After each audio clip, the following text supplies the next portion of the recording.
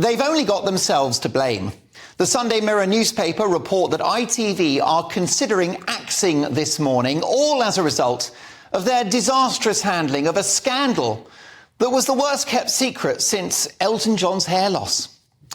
They are now on the verge of losing one of the most valuable franchises in the history of British television. Do you remember when This Morning started with the brilliant Richard and Judy? How great was that show, live from Liverpool, in touch with its audience, down to earth, with dear old Judy regularly getting cheesed off by her husband's overzealous interruptions? They had great chemistry because they were married. They weren't pretending to like each other like some of the others. Since then, This Morning has reflected the smug, fake, vomit-inducing world of establishment media.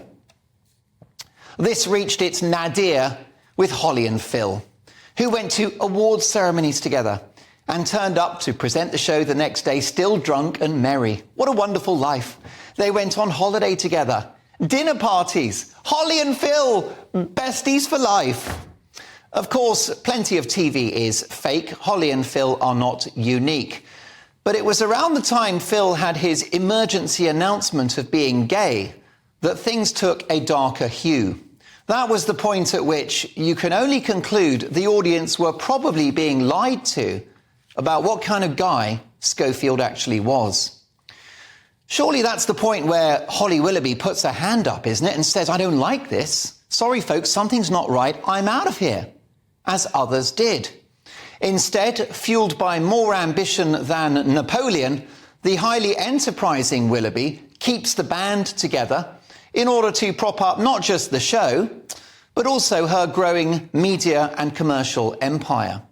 I'm sorry, folks, she's very talented, but the halo has slipped for Little Miss Perfect. Now, ITV have been guilty of some colossal misjudgments of late, but none more so than their insane decision not to take me up on my extraordinary offer to rescue This Morning as an act of patriotic duty.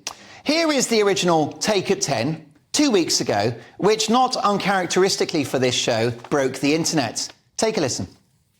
So the offer stands. I am willing to present This Morning with my fee going to charity Help for Heroes. This is not a drill. The offer is a firm one. Oh, and if I do have to use Schofield's dressing room, make sure it's been disinfected first. ITV, it's over to you. Well, it didn't happen. More fool them. They've lost thousands of viewers. Let me tell you that ratings are not a problem on this show.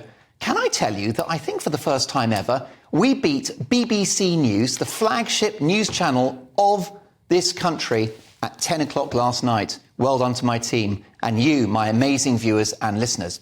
So it didn't happen. I was not the presenter of This Morning 2 weeks ago. Instead, they put Holly and Phil back on, not even acknowledging this huge story and therefore taking their viewers for idiots. This Morning is hanging by a thread, and I'd like to get it back to where it once was, in the great days of Richard and Judy. So I've cleared this with the bosses here, and the offer still stands. I will temporarily host the show just to get it back on its feet, whilst, of course, maintaining my duties here at GB News. I will need a co-presenter, obviously, and it's a deal breaker who I get. Who do you think should be my co-host on This Morning? It can't be anyone fake or pathetic. Here are the people I would consider doing the show with. Nana Acquia. What a talent. What a broadcaster. What a personality. Michelle Dewberry.